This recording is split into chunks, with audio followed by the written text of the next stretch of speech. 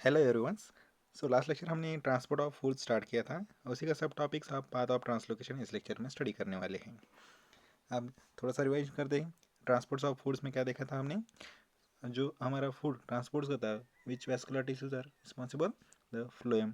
Phloem की वजह से हमारा फूड ट्रांसपोर्ट्स होता है पूरे प्लांट्स में, फ्रॉम बायो डायरेक्शंस, मतलब दो डायरेक्शंस में होता है, upward to downward direction and downward to upward directions. जहाँ पे हमारा फूड सिंथेसाइज होता है उस पार्ट्स को क्या कहते हैं हम, या कहाँ पे होता है फोटोसिंथेसिस हमारा? लीव्स में।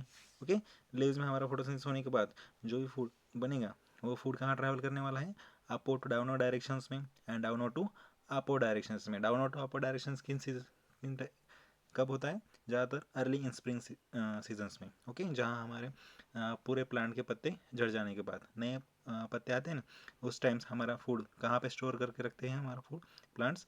रूट्स में। ओके, उस टाइम्स हमारे जो भी फूड स्टोर किया गया है रूट्स में, उस सुक्रोज के फॉर्म में या शुगर के फॉर्म में, ओके, वहाँ से डाउनवर्ड टू अपवर्ड डायरेक्शंस में हमें फूड ट्रैवल करता हुआ देखने को मिलता है। ठीक है, हमने वो देखा था कि जिस टाइम्स हमारा फूड सिंथेसाइज करता है उस पार्ट्स को क्या कहते थे हम? सोर्स। एंड जहाँ पे हमारा फूड यूटिलाइज होता है या यूज़ होता है उस पार्ट्स को क्या कहते थे हम? Sink. Okay, and food is always travel from source to sink regions में। हमेशा लीव से रूट तक ही हमारा फूड ट्रैवल करता है ज़्यादातर। ठीक है, and the movements of one part two another parts means one part two other parts में हमारा फूड ट्रैवल करता है, उस प्रोसेस को हम कहते हैं ट्रांसलोकेशन ऑफ फूड्स। ठीक है, यहाँ तक हमने translocation of foods, transports of food हमने स्टडी किया था। अब इस लेक्चर में किन पाथवे में हमारा फूड ट्रांसपोर्ट्स होता है या ट्रांसलोकेट होता है, किन डायरेक्शंस में, इस लेक्चर में हम स्टडी करने वाले हैं। ज़्यादातर दो डायरेक्शंस में हमारा फूड ट्रांसपोर्ट्स होता है, एक वर्टिकल डायरेक्ट ट्रांसलोकेशंस वर्टिकल डायरेक्शंस में एंड लैटरल डायरेक्शंस में हमारा फूड ट्रांसपोर्ट्स होता है। ठीक है, वन बाय वन स्टडी करेंगे। थोड़ा सा इंट्रोडक्शन देखते हैं।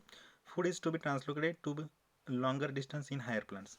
मतलब हायर प्लांट्स में हमें ज़्यादातर देखने को मिलता है उनकी हाइट ज़्यादा रहती है, वेल डेवलप रहता है, इतना ही नहीं, ग्रेट डिफ्रेंशिएशन देखने को मिलता है, रूट स्टेम्स लीव्स, इतना ही नहीं, उनकी हाइट भी ज़्यादा रहती है। इसलिए हमारा फूड ट्रैवल करने के लिए बहुत सी अड़चन, ज़्यादातर परेशानी देखने को मिलती है। क्यों? क्योंकि उनका डिस्टेंस ज़्यादा रहता है लीव्स और रूट्स में। ठीक है, food is to be translocated to longer distance in higher plants. Hence, the plants must have adequate channels for transports of foods. Adequate channels मतलब क्या? सफिशियंट कुछ वेज रहेंगे हमारे। चाइनल्स मतलब क्या? रूट्स क्या, जो भी हमारे वेज रहेंगे वो सफिशियंट रहेंगे हमारे फूड ट्रांसपोर्ट्स करने के लिए इन प्लांट्स में। ठीक है, चलो नेक्स्ट में हम देखते थे sieve tubes and vessels. Sieve tubes हमें कहाँ देखने को मिलते हैं? फ्लोएम्स में। एंड वेसल्स जहाँ से हमारा food and minerals, sorry, waters and mineral transfers होता है, उस ट्यूब्स को, उनके ट्यूब्स के अंदर क्या रहते हैं? वेसल्स। उनके क्या कहते हैं? वेसल्स। ये ज़्यादातर हमें वेसल्स कहाँ देखने को मिलता है? जाइलम्स में। एंड सीव ट्यूब्स कहाँ देखने को मिलती हैं? जहाँ से हमारा फूड ट्रैवल करता है उसको हम क्या कहते हैं? Sieve tubes.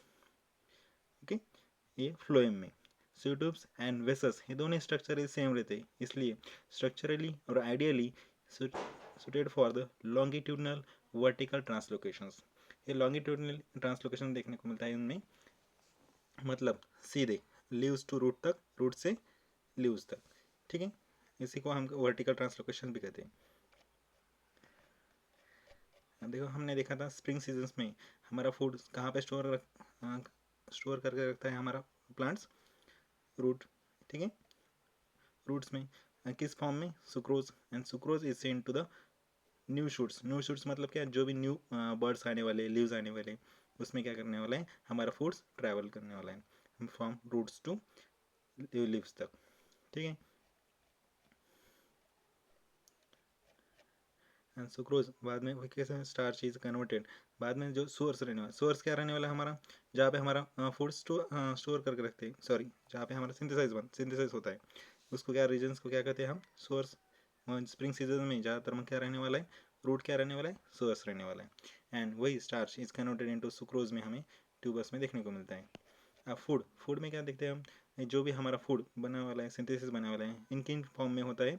सुक्रोज के फॉर्म में, सॉल्युबल फॉर्म में देखने को मिलता है। Food is always translocated in the form of sucrose के फॉर्म में हमारे करते हुए देखने को मिलता है हमारे प्लांट्स में। ये कहाँ पे स्टोर होता है हमारा फूड?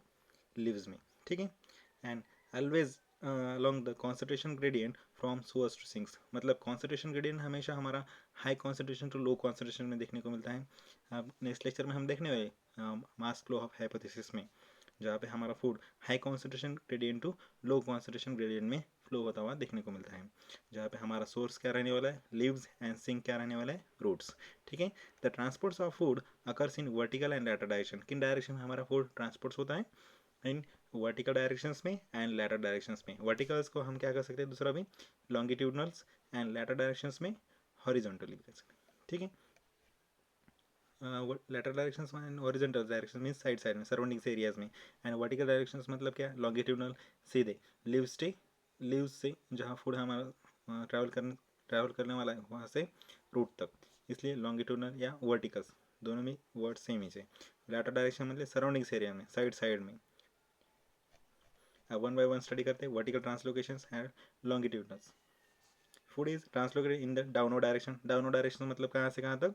लीव्स से स्टेम, स्टेम से root, okay. Leaves to stem, stem to root. इस फ्लो में हमारा फूड ट्रांसलोकेटेड होता है या ट्रांसफर्स होता है। It also occurs in upward direction, ज़्यादातर हमें अपवर्ड डायरेक्शन में कब देखने को मिलता है? ड्यूरिंग जर्मिनेशन ऑफ सीड, जब हमारी सीड जर्मिनेट्स होती उस times, and bulbils and corm, okay. उसके दो एग्जांपल्स हैं हमारे, जो ओनियंस वगैरह लेते हैं, ओनियंस भी ज़्यादा देखने को मिलते हैं हमारे बिलो द सॉइल्स में ही डेवलप होते हैं पूरे, एंड कॉर्म, लाइक दूसरा भी एग्जांपल्स रहा देखो तो लहसुन वगैरह, ओके। ये सभी एग्जांपल्स हमारे अपवर्ड डायरेक्शंस में होते हैं। अपवर्ड डायरेक्शंस के लिए काफ़ी है। जर्मिनेशन में अपसीड्स में क्या देखने को मिलता है? हमारे जो भी रेडिकल्स या प्लूमस डेवलप होते हैं, या root system and shoot system develop होने के टाइम, जो जब जर्मिनेट होने के बाद जो प्लूमुल रहते हैं, प्लूमुल्स और root and shoot system, root system में रूट्स डेवलप होते हैं, शूट सिस्टम में जब भी हमारे छोटे छोटे बर्ड्स वगैरह आने के टाइम्स, उस टाइम्स क्या होने अपवर्ड डायरेक्शन देखने को मिलती है इन वर्टिकल ट्रांसलोकेशंस में। अब लैटरल ट्रांसलोकेशन में क्या देखने को मिलता है? साइड साइड में, मतलब सराउंडिंग एरियाज में हमारा फूड कैसे ट्रांसपोर्ट करता है? देखो, इट अकर्स इन हॉरिजॉन्टली और laterally across the root and stems, ये ज़्यादातर हमें रूट और स्टेम्स में देखने को मिलता है।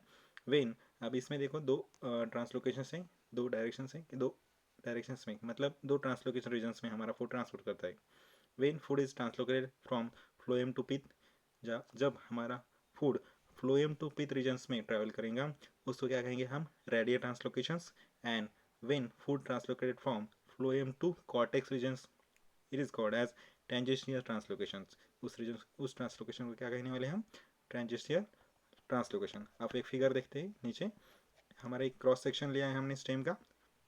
क्रॉस सेक्शन लेने के बाद अब देखो सेंटर में क्या प्रेजेंट है? पीथ, एंड उसके आउटर रीजन्स में जाइलम, जाइलम के बाद फ्लोएम, फ्लोएम के बाद कॉर्टेक्स रीजन्स में, एंड आउटर रीजन से आउटर कवरिंग कौन सी?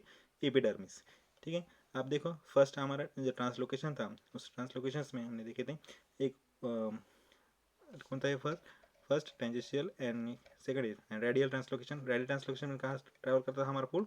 फ्लोएम टू पीथ रीजन्स में।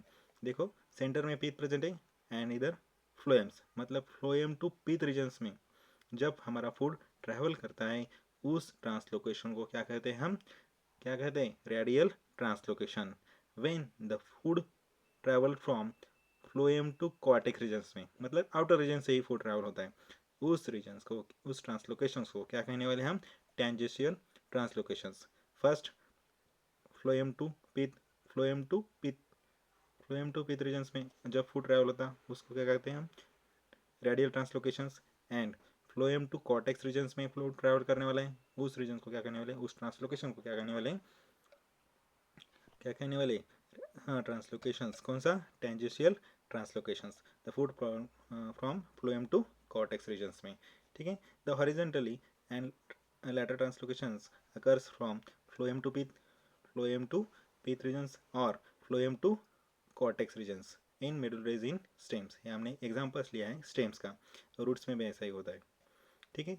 अब नेक्स्ट पार्ट्स में हम देखने वाले mechanism of sugar transport through the phloems and mass flow of hypothesis. दोनों ही सेम ही प्रोसेस है, ये हमारे नीट में ज़्यादातर देखने को मिलती है, mass flow of hypothesis, and हमारे स्टेट बोर्ड में mechanism of sugar transports through the flames. ठीक है, इस लेक्चर में इतना ही। हमने क्या देखा है इसमें, एक vertical translocations and letter translocation, दोनों डायरेक्शंस लिखे, वर्टिकल एंड लैटर डायरेक्शंस में हमारा फूड ट्रैवल करता है। ठीक है, इस लेक्चर के लिए इतना ही। Thank you so much.